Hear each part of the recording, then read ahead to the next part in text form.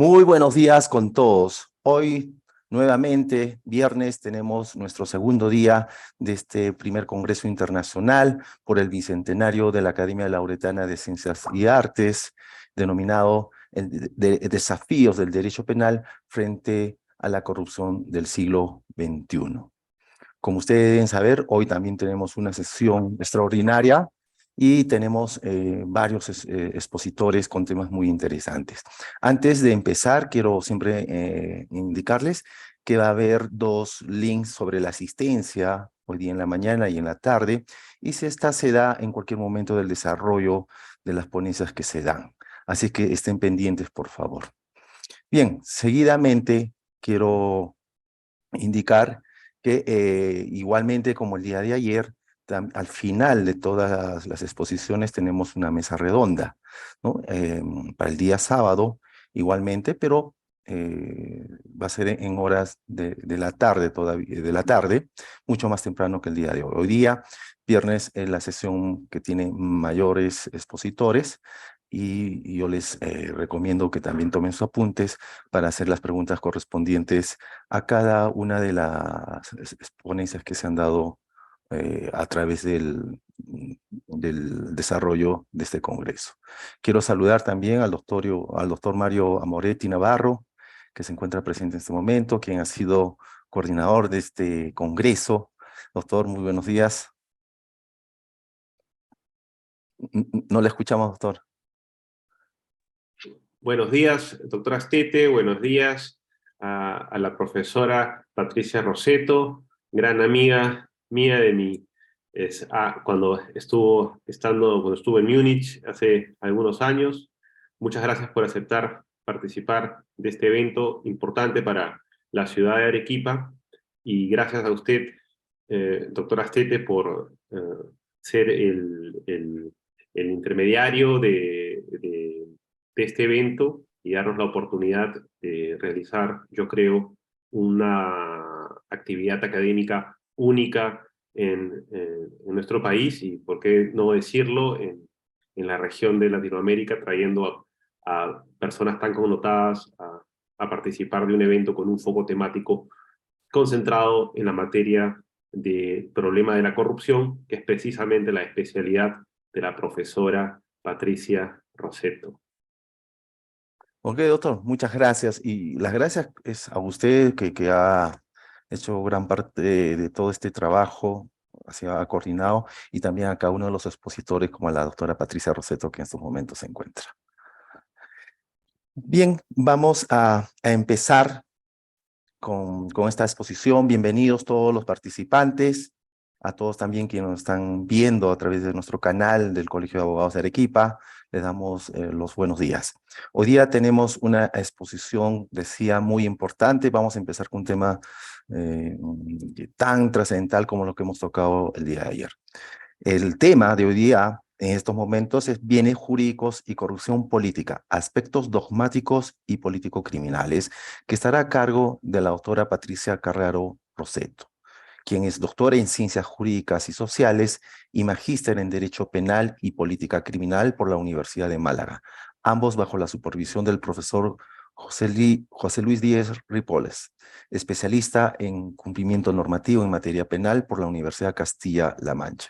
También es miembro del Grupo Español de Política Legislativa Penal y de Criminal Law Making Police Working Group de la Europe Society of Criminology, galardonada por la Universidad de Málaga por el premio Valoriza de Transferencia del Conocimiento por el desarrollo del proyecto In Compliance Empresas con un Plan. Actualmente, la autora actúa como investigadora postdoctoral Margarita Salas, Next Generation, Estados Unidos, en la Humboldt Universitat de Berlín, donde desarrolla el tema de la responsabilidad penal de partidos políticos bajo la supervisión del profesor Luis Greco. Doctora Patricia, muy buenos días. Sea bienvenida a este espacio organizado por el Colegio de Abogados de Arequipa. Le doy el uso de la palabra. Vale, muchas gracias, doctor Uriel. Muchas gracias, Mario, por las palabras. De hecho, yo estoy muy contenta de participar de un evento tan interesante y tan importante como esto que se organiza a través del Colegio de Abogados de Perú. De hecho, la verdad es que es un verdadero honor participar de un evento que reúne tantos nombres ilustres, ¿no?, de las ciencias penales. Bueno, ahora déjame intentar compartir aquí mi pantalla con lo que tengo preparado. Sí, a ver, compartir aquí, para la exposición de hoy. Bueno, hoy voy a tratar el tema del bien jurídico y corrupción política desde una perspectiva tanto dogmática como político-criminal. Mi presentación seguirá más o menos esta estructura, ¿no? Entonces, planteamiento de la problemática, luego trataré de los criterios de justificación y legitimación material de las decisiones legislativas sobre la corrupción política, y luego la delimitación y concreción material del bien jurídico tutelado en los delitos, en los supuestos delictivos de la corrupción política. Bueno, así que cuanto al planteamiento de la problemática, bueno, como sabemos, es bastante común afirmaciones de que la corrupción es una patología del sistema social, una plaga insidiosa, un fenómeno maligno que erosiona la confianza de los ciudadanos en las instituciones públicas y que una vez instalada en el ámbito político genera un amplio espectro de consecuencias negativas para las sociedades contemporáneas. De hecho, no por casualidad, a lo largo de las últimas décadas se forjó en el ámbito internacional un discurso más bien moralista de lucha, de combate a la corrupción. Ese discurso, a su vez, se materializó a lo largo de los años en diferentes acuerdos y tratados internacionales, los cuales demandan, entre otras medidas, que los estados signatarios criminalicen las formas más frecuentes de comportamientos corruptos, o de hecho las formas más graves de comportamiento corrupto, y adopten las disposiciones legales pertinentes para establecer la responsabilidad, no necesariamente penal, pero la responsabilidad de las personas jurídicas por su implicación en supuestos delictivos, en supuestos de corrupción. Ante estos verdaderos mandatos de criminalización y de imputación de responsabilidad, y considerando la creciente presión que diferentes organismos internacionales ejercen sobre el legislador penal estatal, y eso es muy claro aquí en Europa, es apremiante aprender esfuerzos en el sentido de profundizar en el análisis de los presupuestos de justificación y legitimación material de la intervención jurídico-penal en materia de corrupción política. Y claro, dentro de ese contexto es inevitable, primer paso, es investigar la problemática del bien jurídico tutelado en los supuestos delictivos asociados a la corrupción política. Bien, el bien jurídico ostenta un papel central en la teoría jurídico-penal, todos nosotros sabemos de eso, ¿no? Siendo tradicionalmente concebido como un instrumento irrenunciable de limitación y justificación material de las concretas decisiones político-criminales, de sistematización de títulos, sesiones, capítulos y tipos de la parte especial del Código Penal y de interpretación teleológica de figuras delictivas. Bueno, mientras las funciones de interpretación y sistematización asignadas al bien jurídico no plantean mayores cuestionamientos, lo mismo no puede decirse de su función crítica o político-criminal. Bueno, defensores como Roxin, por ejemplo, hay defensores detractores, ¿no? Y entre los defensores está Roxin, que promueve una fervorosa defensa del principio de protección subsidiaria de bienes jurídicos, y luego hay detractores como Stratenwert, quien sugiere una despedida del dogma del bien jurídico por tratarse de un concepto equívoco, o Wohlers, quien advierte que la existencia de una concepción sustantiva ampliamente aceptable de la noción de bien jurídico le impide operar como un verdadero mecanismo de legitimación material de las pretensiones punitivas del legislador penal. Y de hecho, tanto los defensores como los detractores de la teoría convergen en que el escepticismo hacia la función político-criminal del bien jurídico se basa, bueno, al menos hasta la fecha, en que la doctrina penal no ha logrado elaborar un concepto unívoco y ampliamente compartido del bien jurídico penal. Así las cosas, y para seguir avanzando con mi trabajo, mi primer cometido es esclarecer qué entiendo yo por bien jurídico.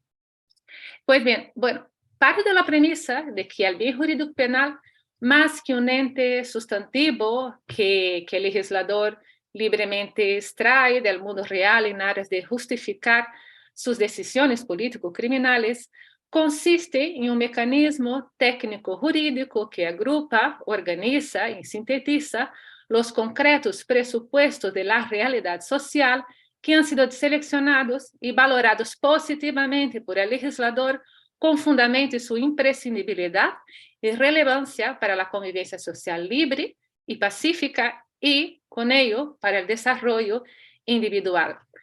Claro, eso significa que los bienes jurídicos, primero, tienen su origen en un juicio valorativo positivo, un juicio de valor positivo del legislador, expresando el estatus jurídico penal cualificado que obtienen determinadas realidades y una comunidad histórica y culturalmente condicionada, detentan un carácter meramente instrumental, congregando en un proceso lógico de abstracción el conjunto de situaciones o relaciones concretas de la realidad social, el sustrato del bien jurídico, que se valoran como dignas de protección penal y que, a raíz de todo ello, la teoría del bien jurídico no podría servir como un parámetro a priorístico de legitimación y justificación material de las normas penales.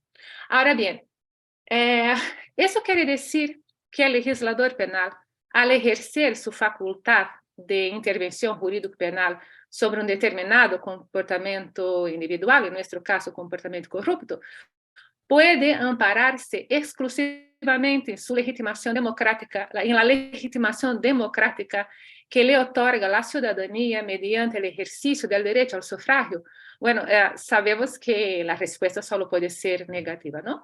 ¿Y por qué? Bueno, para contestar a esta indagación, a mi juicio, la teoría de la democracia deliberativa de Habermas nos ofrece un convincente punto de partida, una vez que establece que los procesos deliberativos democráticos de normas jurídicas, y entre ellas normas jurídico-penales, poseen su propia lógica de legitimación. Es decir, para que podamos hablar de una producción democráticamente legítima de derecho y también de derecho penal, los correspondientes procesos deliberativos deben atender al menos a dos presupuestos básicos, ¿vale? Han de estructurarse y pautarse. Yo estoy aquí, ya seguí, ¿ves? Como es que yo me animo y yo olvido el PowerPoint.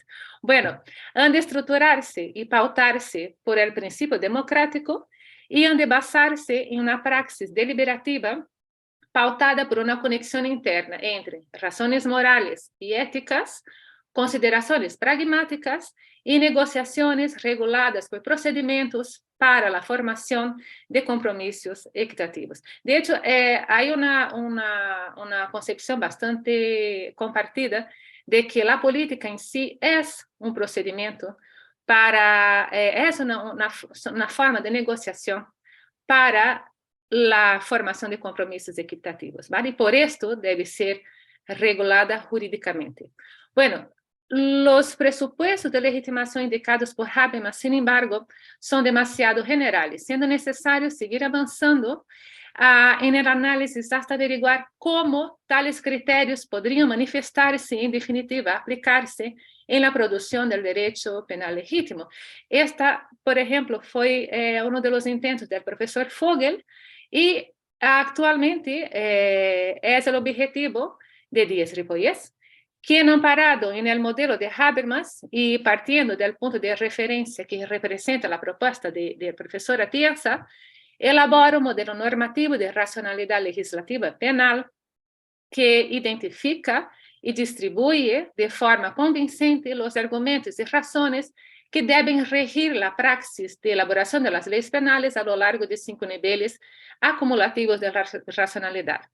La ética, la teleológica, la pragmática, la jurídica formal y la lingüística, los cuales a su vez son afectados por una dimensión transversal que es la eficiencia. Bueno, en esta oportunidad lo único que nos interesa es examinar las pautas éticas y pragmáticas de justificación y legitimación material de las concretas decisiones político-criminales en materia de corrupción política, cuya finalidad en líneas generales es asegurar la racionalidad de la intervención jurídico-penal, estableciendo un patrón axiológico válido y, claro, ampliamente compartido y aceptado por la cultura jurídico-penal occidental para la toma de decisiones político-criminales respecto a qué presupuestos de la convivencia social externa podrían considerarse dignos de protección penal.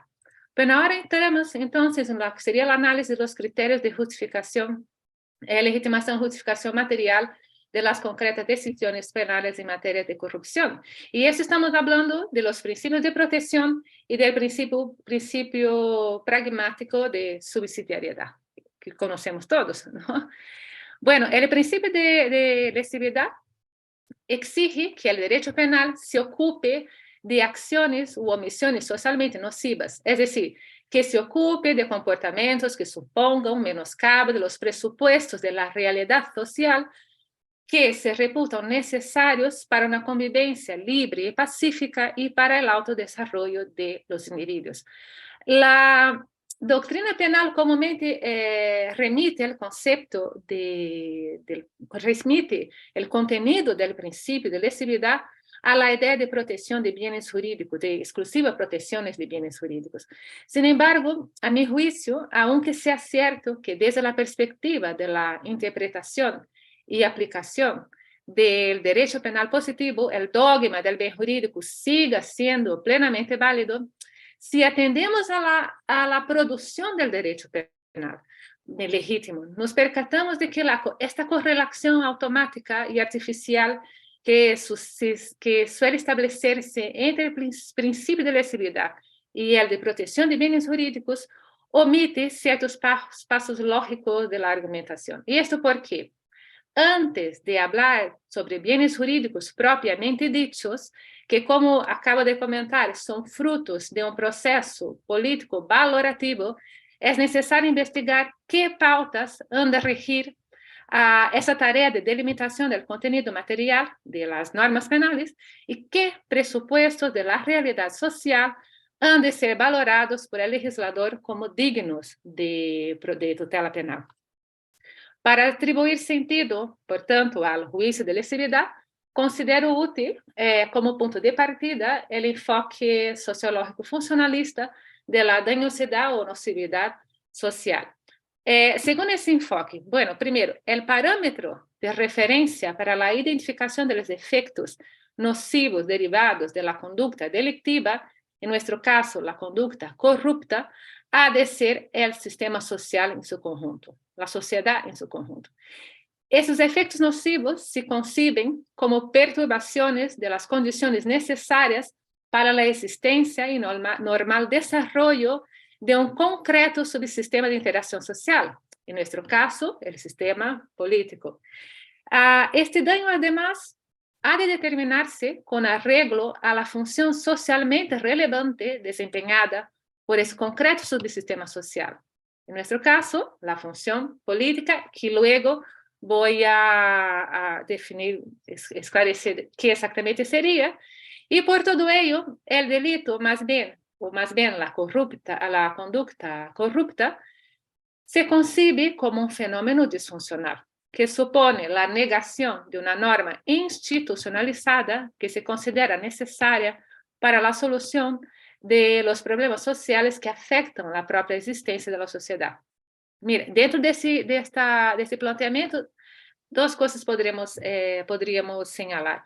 Primero, que la corrupción política supone una constante y reiterada violación de los principios de igualdad, pluralismo y transparencia política, y por consiguiente del principio democrático, según el cual solo puede tenerse por legítimo el derecho penal que pudiese ser racionalmente aceptado por todos los miembros de la comunidad jurídica y una formación discursiva de la opinión y voluntad común. Y es un concepto que Habermas da al principio democrático. Y luego, la corrupción política afecta negativamente la relación fiduciaria que se establece entre la ciudadanía y los representantes políticos. Bueno, en todo caso, para contrarrestar las ambigüedades y peligros inherentes a la propia idea de funcionalidad social, al enfoque de la nocividad social debe incorporarse la referencia al individuo. Como consecuencia, el daño penalmente relevante debe describirse como efectos sobre el actuar humano. Y luego yo creo que estará un poco más claro. Ya sea como un obstáculo a la participación individual en los procesos de interacción social, ya sea como una perturbación de las posibilidades de autorrealización individual. Bueno, ese es el principio de lesividad. Ahora tenemos el principio de correspondencia con la realidad, que demanda que la especial nocividad de las conductas potencialmente merecedoras de sanción estatal se verifique mediante una aproximación empírico-social. Y de hecho, en las ciencias empírico-sociales, entre ellas, quizá la más importante, la economía, existe un consenso muy generalizado en el sentido de que la corrupción política representa uno de los fenómenos sociales más dañinos a que se enfrentan en mayor o menor medida las sociedades democráticas contemporáneas. Y de hecho hay una inmensa, muchos trabajos empíricos sobre ese tema. De hecho, y aquí, claro, no puedo comentar todos ellos, en mi tesis yo comento un número bastante importante, pero aquí lo único que puedo hacer es indicar lo que serían los daños a la sociedad, ¿no? Entonces, en efecto, la investigación empírico-social respalda el argumento de que la corrupción está positivamente relacionada con los altos índices de insatisfacción ciudadana respecto al funcionamiento y rendimiento de las democracias occidentales, y sin apoyo social a la democracia, la consecuencia puede que ya la propia democracia no persista, con el mal desempeño y bajo crecimiento económico de los países y con los efectos adversos sobre la calidad de vida y desarrollo humano. El principio de interés público, a su vez, exige que el derecho penal incida únicamente sobre comportamientos que afectan a las necesidades del sistema social en su conjunto, trascendiendo el mero conflicto entre autor y víctima. Acabamos de ver que los daños generados por la corrupción no detenta un carácter meramente individual, sino que afecta gravemente a toda la sociedad. Así que se cumple con ese principio. Y mediante esta constatación es posible rechazar de plano las posturas que buscan incluir los delitos de corrupción en la nebulosa categoría conocida como victimless crime, dado que este planteamiento parece ignorar al menos tres cuestiones, ¿vale? De un lado, que la expresión victimless crime suele utilizarse en el ámbito de la teoría angloamericana de harm principle para referirse a un conjunto de comportamientos que, si bien considerados ilícitos, no tendrían entidad suficiente como para causar daños socialmente relevantes. De hecho, es una teoría que pretende también limitar la aplicación del derecho penal, ¿vale? Entonces, se aplica como para conductas como parte de drogas, obscenidad, juegos de azar, en su momento la homosexualidad, la bigamia, adultérios, que como sabemos fueron conductas que eran consideradas delictivas en su momento, ¿no? De otro, que los supuestos delictivos asociados a la corrupción no siempre configuran pacto ilícito voluntario entre personas que se benefician mutuamente, abarcando, por ejemplo, los casos de concusión. Y finalmente, que la corrupción afecta a un sujeto claramente definido, cual sea la sociedad en su conjunto, verdadera y última titular del bien jurídico tutelado por tales figuras delictivas. El principio de fragmentariedad exige, a su vez, exige que el derecho penal se ocupe de aquellas conductas cuya nocividad social es especialmente intensa, es decir, de aquellos comportamientos que suponen un menoscabo de especial gravedad a los presupuestos inequívocamente imprescindibles para la convivencia social libre y pacífica. El juicio de fragmentariedad presupone, por tanto, una doble exigencia. Concretamente, que el legislador configure el ámbito de intervención del ius puniendi estatal, de un lado, seleccionando los presupuestos de la realidad social que, en un determinado contexto histórico, geográfico y cultural, se conciben como inequívocamente imprescindibles para la convivencia social externa y la autorrealización individual, y de otro, legitimando el recurso a la sanción estatal solamente ante perturbaciones o afecciones de especial trascendencias a tales objetos de protección. Bueno, siendo así, las concretas decisiones de incriminación de comportamientos corruptos que se llevan a cabo en la esfera política deben considerar de forma escrupulosa dos cuestiones de innegable relevancia. En primer lugar, que el comportamiento corrupto entraña formas de acceso e influencia indebida de unos pocos privilegiados en los procesos políticos democráticos, implicando un quebrantamiento de las normas jurídicas que estructuran y regulan el sistema de representación política democrática, como por ejemplo las que imponen el deber de actuar de forma transparente e imparcial en la consecución de los intereses colectivos, y, en segundo lugar, que la violación de esos deberes implica una afección o una perturbación empíricamente constatables de un interés merecedor de tutela penal, el cual, en el caso de la corrupción política, se concreta a partir del examen de las funciones, de una de las funciones más básicas y esenciales del sistema social, una vez más, la función política. Y finalmente, el principio pragmático de subsidiariedad condiciona el empleo legítimo del derecho penal a la inexistencia de otros medios de control social suficientemente efectivos y eficaces para alcanzar los fines pretendidos, acordados de prevención, protección y sanción a un menor coste para el infractor, la sociedad y la víctima. Bueno, en su vertiente externa, el principio establece una línea divisoria entre el poder punitivo estatal y las demás esferas de control social.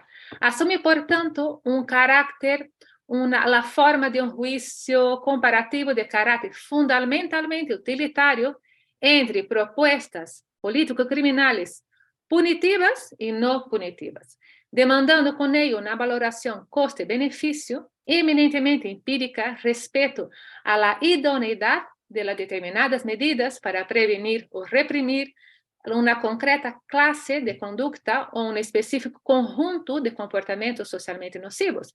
En nuestro estudio, los comportamientos corruptos. Así que en este primer momento se trata de verificar la efectividad y la eficacia de técnicas tanto primarias como secundarias de prevención y control de la corrupción. Por ejemplo, para estimular controles sociales no jurídicos, cabría optar por campañas de sensibilización de la opinión pública en torno a la importancia de los valores éticos en la vida política o la promoción de la capacidad investigadora de los medios de comunicación, por ejemplo. Esas medidas, además, habrían que reforzarse con controles jurídicos no punitivos, como, por ejemplo, la regulación de la actividad del cabildeo, del lobby, el perfeccionamiento de los sistemas de financiación política, el fortalecimiento de la independencia y capacidad investigadora de los tribunales de cuenta y también, como ejemplo, la implantación de programas de cumplimiento normativo en el ámbito de las administraciones públicas, de los partidos políticos y de las organizaciones de la sociedad civil, como por ejemplo las asociaciones de interés, ¿vale? Constatada la insuficiencia de tales medios, y una vez asumido que no queda más remedio que acudir a la violencia punitiva estatal, pasamos al análisis propio de la vertiente interna del principio de subsidiariedad, en el que indagamos en el primer momento sobre la naturaleza e intensidad de la sanción penal correspondiente. Descartado de plano la pena privativa de libertad, el juicio de subsidiariedad nos permite distribuir los contenidos de tutela entre el derecho penal de un lado y el derecho administrativo sancionador de otro. Y claro, para cumplir con esa función discriminadora entre ambas esferas del poder punitivo estatal, el principio de subsidiariedad ha de operar mediante un análisis de coste-beneficio que pondera parámetros como, por ejemplo, el grado de éxito en la protección de bienes jurídicos, los niveles de garantía disponibles frente al ejercicio del poder punitivo estatal. No es lo mismo que enfrentarse a la administración pública que enfrentarse a un procedimiento jurídico penal, en términos de garantía, digo, y el costo económico de mantenimiento de cada sector punitivo, entre otros factores, ¿vale?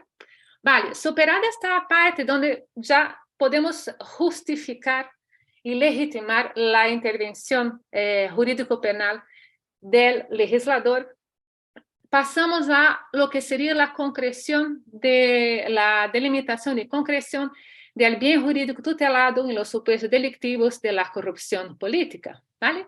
Y también voy a dividir esta parte de la exposición en 3 puntos. En las consideraciones iniciales, considero muy importante primero finalmente esclarecer qué entiendo por corrupción política.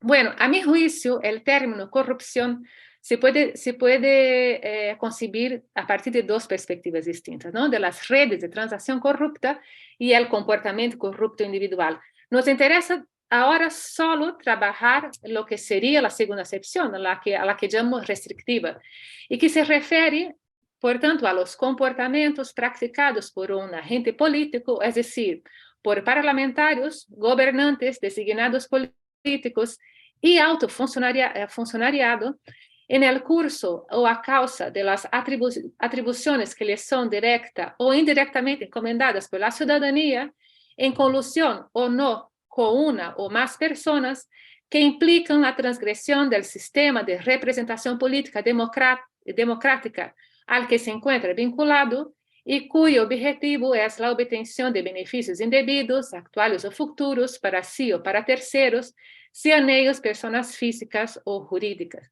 Desde esta perspectiva, por tanto, la expresión corrupción política abarca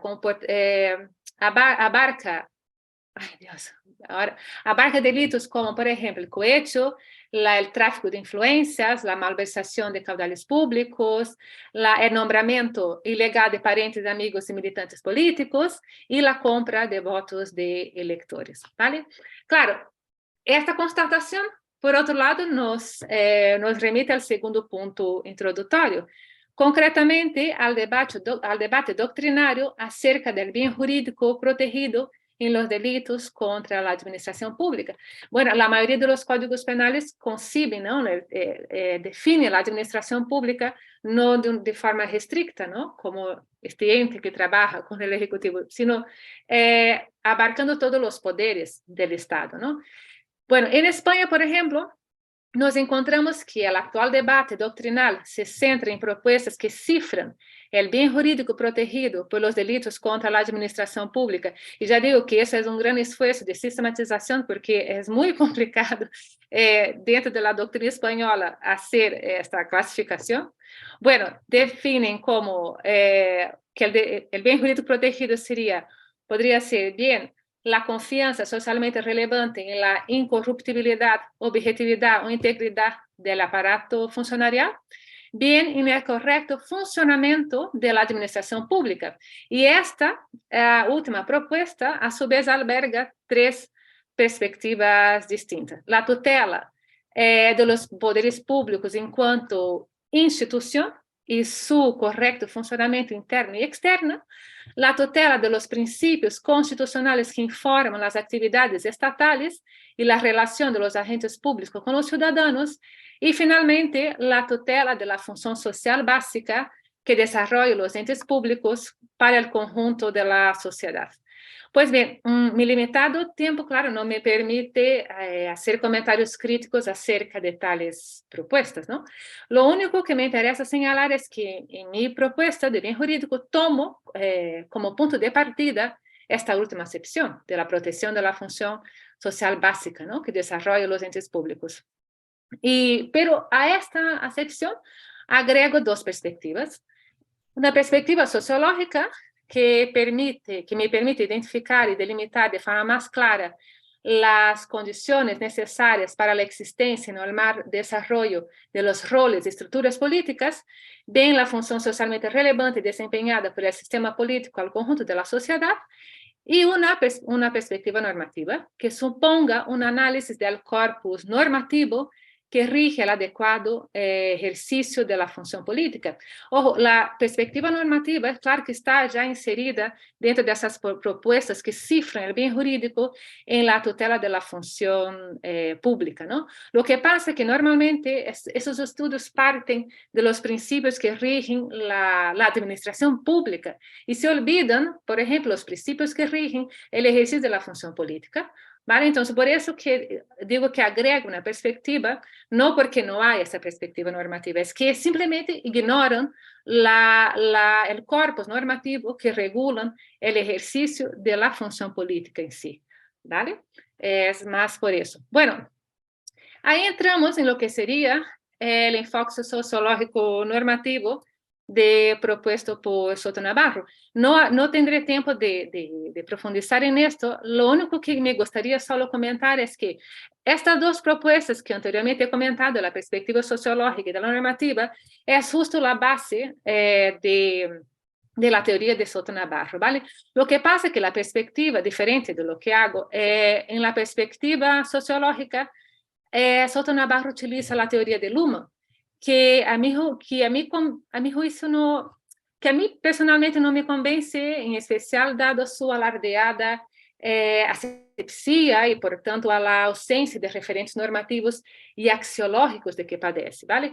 Entonces yo, desde mi perspectiva, las sociedades democráticas se estructuran tanto de forma normativa como sistémica, y justo por ello yo prefiero y utilizo la teoría sociológica de Habermas, ¿vale?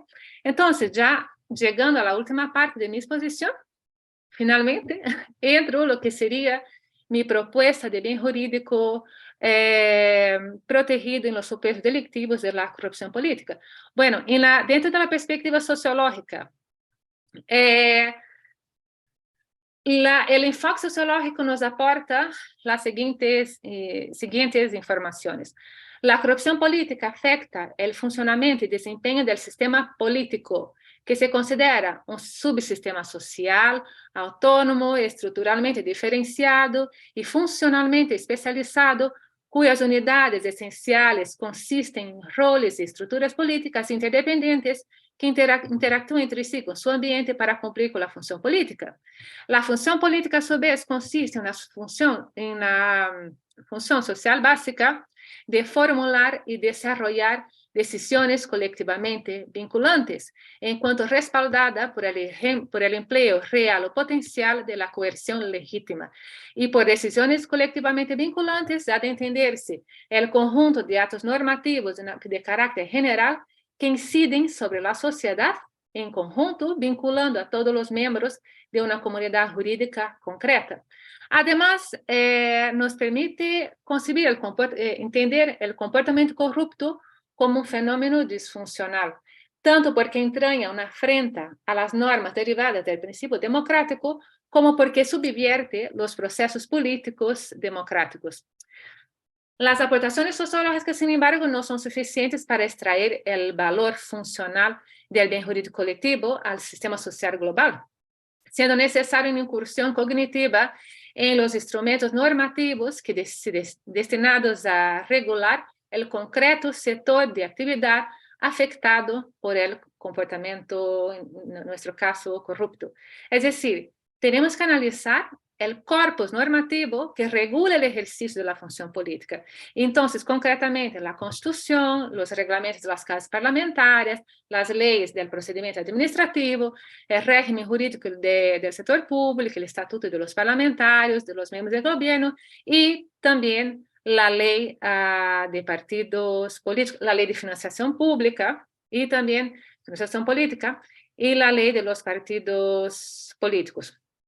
Por lo general, ese conjunto de disposiciones jurídicas se destina a deslindar los intereses de la ciudadanía, a regular los procesos de negociación de compromisos políticos, los cuales ya hemos visto han de resultar equitativos, institucionalizar las formas de reclutamiento de agentes políticos, definir sus deberes y prerrogativas, prevenir el conflicto de intereses, el abuso del poder delegado y el enriquecimiento ilícito, establecer mecanismos de rendición vertical y horizontal de cuentas, destacando las agencias u órganos anticorrupción, e imponer un sistema de persecución y sanción de comportamientos ilícitos o políticamente objetables en términos de interés social.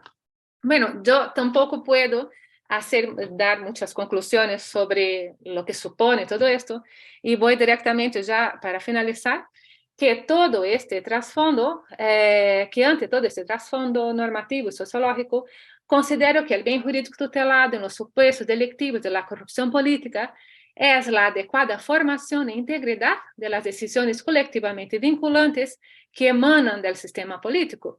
Valores estos que garantizan que las decisiones pueden ser mecanismos efectivos puestos en manos del Estado para la realización de fines colectivos y de integración social.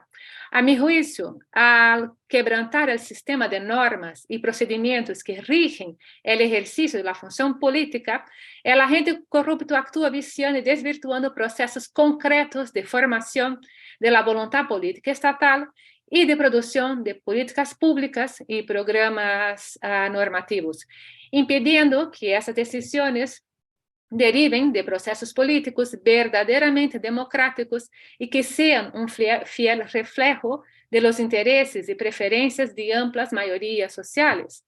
El objetivo de la protección, por tanto, no es tanto asegurar un específico contenido decisional, sino garantizar la regularidad de los procesos políticos democráticos y que el contenido de estas decisiones políticas represente la voluntad soberana de los ciudadanos.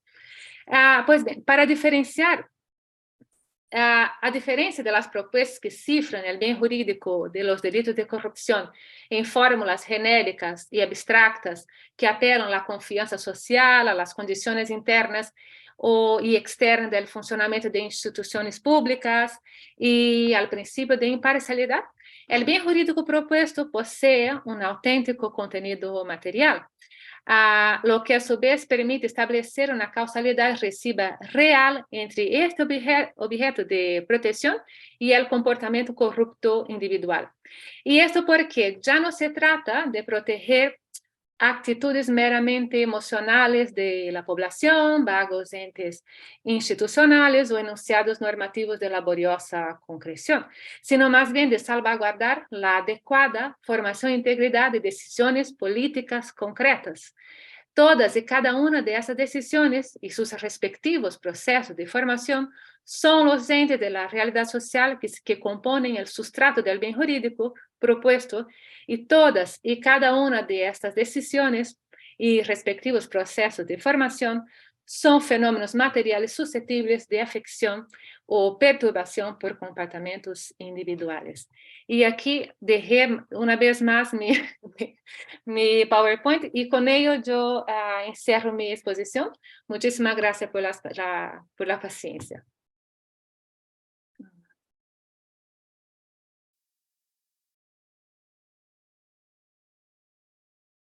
Gracias, doctora. Un tema tan interesante y en verdad también tan dogmático. Invitamos a todos los participantes a que puedan realizar sus preguntas mediante el chat que se encuentra en la sala Zoom, o si no, hacerla directamente a la doctora Patricia Rosseto.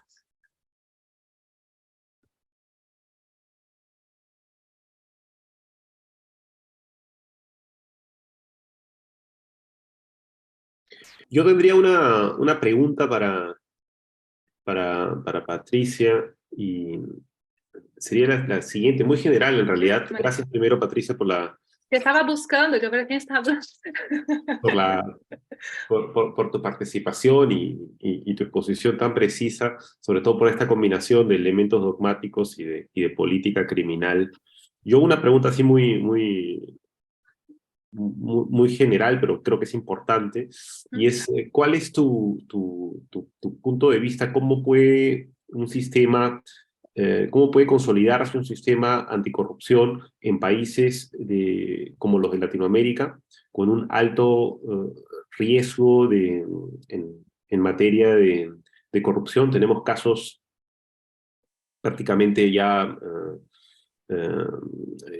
muy Llámale conocidos, al doctor, como es el un... caso de Lavallato, Oh, que ha afectado a todos los países de Latinoamérica. En Perú, prácticamente todos los presidentes que hemos tenido desde los años, desde el año 85, estuvieron o con prisión preventiva o afrontando o están afrontando procesos a causa de este caso.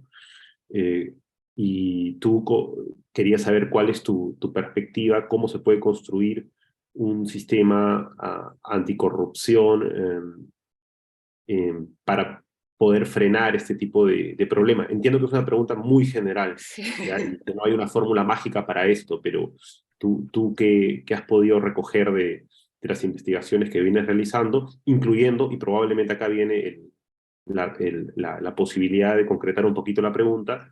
Por ejemplo, si focalizamos esto con el caso de los partidos, de la financiación de partidos políticos, regularlo, no regularlo, y si lo regulamos, establecer ciertos límites. ¿Cuál es tu perspectiva al respecto? Hola, muchas gracias por la pregunta. ¿Me escucháis ahora? No, no, va, sí. Muchas gracias por la pregunta, Mario. Mira, sí, es una pregunta bastante genérica y complicada. Voy a intentar decir más o menos lo que pienso. Yo creo que todas las tensiones de establecer políticas anticorrupción, yo creo que tienen que ser bastante amplias. No podemos siempre pensar desde una perspectiva jurídico-penal, que acabo de comentar incluso dentro del principio de subsidiariedad, ¿no? Bueno, de hecho, cuando hablamos de medidas anticorrupción, estamos hablando de presiones internacionales. Sabemos que la OCDE hace un papel importante en este caso en los países de Latinoamérica, en Unión Europea. Hay el propio Greco, ¿no?, que hace este papel continuado de si los países están o no obedeciendo la Convención Europea de combate a la corrupción, ¿no?, que de hecho entra cuando hablamos, por ejemplo, de Alemania, con la persistencia de que Alemania finalmente criminalice el tráfico de influencias, por ejemplo, que aquí no es un delito, como sabemos, ¿no? Entonces tenemos tanto la presión externa, pero también tenemos que yo creo que trabajar con lo que sería la presión social, ¿sabe? Creo que tenemos que tener muy claro que los políticos no van por sí solos trabajar con medidas anticorrupción. Tenemos que tener una sociedad civil organizada que también presione en ese sentido, ¿sabe? Que presione, por ejemplo, para que sea regulado el lobby. Aquí en Europa también, España acaba de salir un proyecto de ley en ese sentido que no está para nada bien hecho, en mi opinión. Pero yo creo que esa es una presión que tanto académicos, ¿no?, nosotros en nuestro papel, pero también la sociedad civil debería presionar el sistema político para que dé una respuesta al tema del lobby. El financiamiento político es imprescindible que sea regulado, imprescindible. Yo creo que es uno de los temas principales. Y de hecho hay muchas propuestas de que el sistema debería ser más bien mixto, ¿no? Una parte del sistema público y luego el privado muy bien regulado y muy bien controlado, con quizá los límites. Ahí ya no, yo desde mi perspectiva, yo creo que no debería ser aceptable la financiación por empresas, o al menos imponer un límite bastante importante para la financiación de la empresa, yo creo que deberíamos estar solo con la financiación de individuos, ¿no? Pero claro, eso es algo que se puede debatir. Pero es que son varias frentes. El tema de los medios de comunicación, yo creo que los medios tienen que finalmente tener clara su función democrática, que parece ser que en Latinoamérica no tiene muy claro esto, ¿no? Porque actúan como partido político, pero tenían que tener claro su función democrática y realmente denunciar, hacer un trabajo en serio, investigativo sobre la corrupción y, en fin, y realmente aportar algo en lo que serían las medidas anticorrupción, ¿no? En fin, yo no sé si he conseguido dejar claro mi opinión, pero es que es un tema bastante complejo y que yo creo que tenemos que ir por varios enfoques, ¿sabe? Para conseguir tener realmente un sistema anticorrupción efectivo. Sí, muchas gracias. Solamente para hacer una pequeña anotación. Tienes razón, o sea, hay países como Chile que tienen una ley de lobby muy estricta que lleva por ejemplo, a empresas que tratan de hacer o que tienen interés de hacer contratos con el Estado a registrarse si es que van a tener una entrevista con el funcionario público respectivo, la reunión o no se graba, pero sí se tiene que hacer un protocolo y queda registrado, Sí, y sí, uno sí. a través de esto tiene una suerte de transparencia. Claro que puede haber también cierta reticencia a esto, porque pueden decir que esto dificulta las operaciones económicas, pero Es que sí, es siempre va a fundamental. decir. Mira, yo no soy crítica a la actividad de lobby. Yo creo que la actividad de lobby es una actividad democrática y legítima, ¿vale? Pero claro, tiene que obedecer determinados límites, ¿no? Para que no se vuelva un tráfico de influencia directamente. El lobby en sí es una actividad totalmente ilícita. Pero claro, el registro de los grupos de interés, yo creo que esa es una de las medidas importantes en ese aspecto, ¿vale? No puedo profundizar mucho en esto, pero yo creo que es una medida importante. De hecho, en Europea, para ejercer de grupo de presión en los legisladores europeos, hay esa necesidad, ¿vale? También creo, ahora ya no me acuerdo exactamente, pero hay una disfuncionalidad ahí en esta lista en Europea, pero yo creo que sí, por ejemplo, es un primer paso. No puede ser que un grupo tenga un acceso tan privilegiado y vaya y hable con un decisor político a puertas cerradas, que nadie sabe lo que está pasando, y luego ese decisor va y vota y hace un trabajo importante de defensa de intereses particulares. Entonces, sí, yo soy muy yo creo que el lobby es una actividad democrática, pero sí que tiene que ser regulada. Muchas gracias, doctora. Nada. Eh, Creo que todavía tenemos un espacio para hacer una pregunta que nos han hecho llegar en el chat. Eh, Indica así, ¿no? Según lo que usted ha indicado sobre el bien jurídico, la corrupción política, ¿habría que reformular este bien jurídico protegido? No está muy limitado al decir que solamente es el correcto funcionamiento de la administración pública. No, bueno, claro, yo estoy hablando de supuestos delictivos de la corrupción política, pero cuando estamos hablando ya, mira, yo como profesora de Derecho Penal, que se voy a tratar los bienes jurídicos de la administración, de los delitos contra la administración pública, claro, yo tendría que decir que sería la adecuada formación, integridad de las decisiones públicas, ¿no? Las decisiones públicas genéricas, ya, claro, yo especifico porque creo que necesitamos tener muy claro lo que es la función política para poder luego, que acabamos de hablar, poder luego estipular todo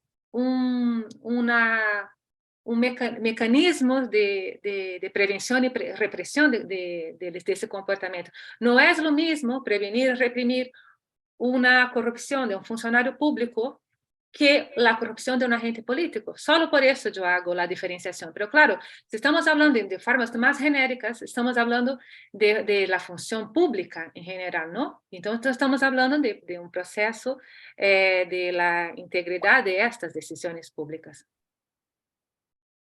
Perfecto, doctora.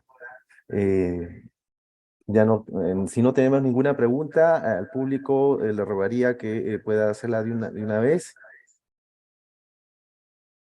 Bueno, también luego puedo facilitar mi correo y la gente puede escribirme sin problema. Ok, doctora, entonces haremos llegar a eso a cada uno de los participantes, que le haga llegar alguna consulta en concreto. Bien, doctora Patricia, le queremos dar las gracias por su exposición tan interesante y A brillante, ustedes. y sobre todo con un tema tan reflexivo y complejo a la vez, ¿no? Sí. Es bastante complejo. Así es que esperamos, al igual que todos nuestros invitados, tenerla en otra oportunidad, tocando temas como los que estamos viendo hoy, muy importantes, sobre todo por el contexto actual. Vale, muchas gracias por la invitación una vez más. Gracias, doctora. Bien, estimados participantes, tenemos a las 9:15, tenemos nuestra segunda conferencia, que estará a cargo del doctor Manuel Espinosa de los Monteros. Entonces, algunos minutos nada más, un par de minutos o algo más, y empezamos con la siguiente exposición.